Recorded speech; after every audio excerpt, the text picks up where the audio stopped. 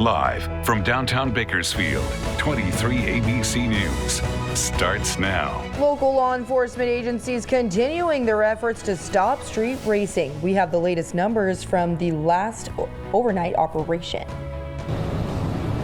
And a man killed in Oildale this morning. We'll have more on the shooting coming up in a bit. Good morning and thanks for joining us here at 23 ABC News at 8 a.m. Miss Emma Lockhart has the morning off, but we are graced with Imani Stevens, who has a look at your forecast this morning. Well, Tori, the dense fog advisory was canceled, but we are expecting patches of possible fog throughout the valley this morning. But again, that dense fog advisory has been canceled for today, which is good news. But the next storm arrives Monday afternoon tomorrow. The heavier rain will stay north of Kern County, and high pressure is building over the state, so we can expect warmer temperatures. The temperatures will start to warm up each day through Monday, but right now conditions are cloudy out there. You can see on the radar lots of cloud cover. 43 right now in Bakersfield, 42 in McFarland, 41 in Buttonwillow, 28 in Rosamond, and 27 at Air Force Base. But here's a look at your 3-day forecast for this 3-day weekend. We start to warm up. You see that temperature 67 for the high for tomorrow with a low of 45, and again the possibility for fog on Monday morning. And we begin this morning with breaking news. Officials are investigating a shooting in Oildale that left one man dead. 23 ABC's Austin Westfall is live on Beardsley Avenue, where deputies have been investigating throughout the morning. Austin, what is the very latest from out there? Deputies arrived here on Beardsley at about 3 a.m. this morning. They pretty much came out here because of a call of a gunshot wound victim. They say that the man was shot in the upper body and he was pronounced dead on the scene. As you can see right now, KCSO is investigating the incident. People have been coming in and out of the crime scene all morning, and deputies are set up outside the main trailer park, which is located right here on 206 Beardsley Avenue. We're told that the incident took place within the trailer park. KCSO tells us when they arrived, they found a man with at least one gunshot wound. Deputies perform life-saving techniques on the subject until fire and medical aid arrived on scene and pronounced him deceased on scene. Officials are still working to determine a motive and a suspect. The sheriff's office is in the preliminary stages of investigating, and if you have any information about what happened here on Beardsley tonight, you're asked to contact KCSO at 661-327-7111. Now, this is an ongoing investigation, and all we have right now are preliminary details. If you want to follow up, you can watch us on turn23.com, and you can keep in touch with us on our social pages. But for now, in Oildale, Austin Westfall, 23 ABC, connecting you. Thank you, Austin. And new this morning, Bakersfield Police and California Highway Patrol issued multiple citations last night as they continue their efforts to put the brakes on street racing. Now, officers made 15 traffic stops, handed out 9 citations, and impounded 1 vehicle. One person was also arrested for an outstanding misdemeanor warrant. Additional operations are reportedly scheduled over the next few weeks. BPD is set to host an in-person meeting on street racing this Tuesday at 6 p.m. at Independence High School. For all the operation results for the past few weeks, head to our website, turn23.com. The Ventura Police Department is searching for a 24-year-old Bakersfield resident who is suspected of a shooting in Ventura County. A VPD press release said Vince Romero allegedly shot a family member at about 3 a.m. Saturday following an altercation at the 500 block of Thoreau Lane. Romero fled the scene and is still outstanding.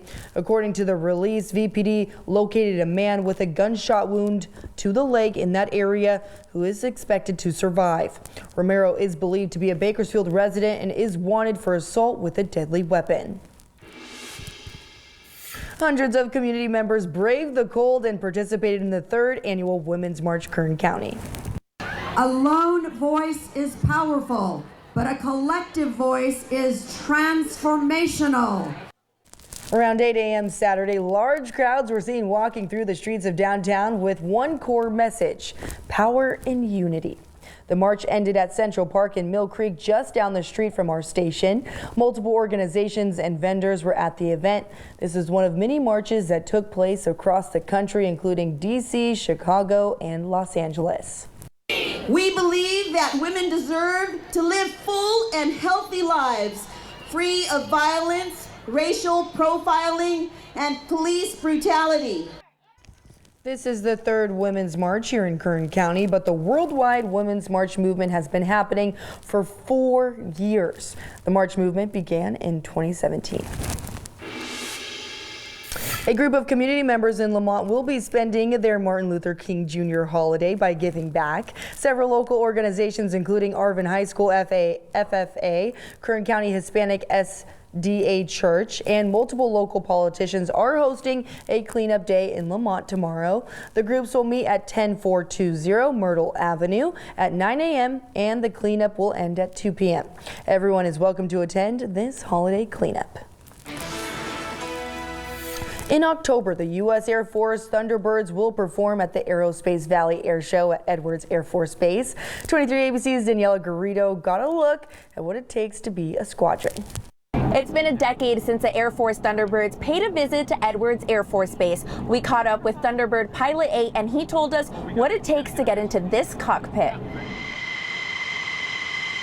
If you told me when I was, 10 or 12, 13 years old that I was going to be flying F-16s and on the Thunderbirds, I probably would have not believed you.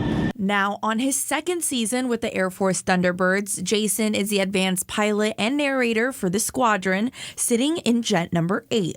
Our mission is to recruit, retain, and inspire, and that's what we do. We go around the country, upwards of 30 different places, so around 60 to 70 air shows a year. One of those being the Aerospace Valley Air Show, coming back to Edwards Air Force Base after an 11-year hiatus. What's unique about Edwards is they're in a restricted airspace, so they kind of control their own airspace, which is way different than any other airport that I've been to. And with over 2,000 flight hours under his wings, he's not afraid to give a good show. If I'm flying the jet, I love vertical rolls. It's pretty awesome.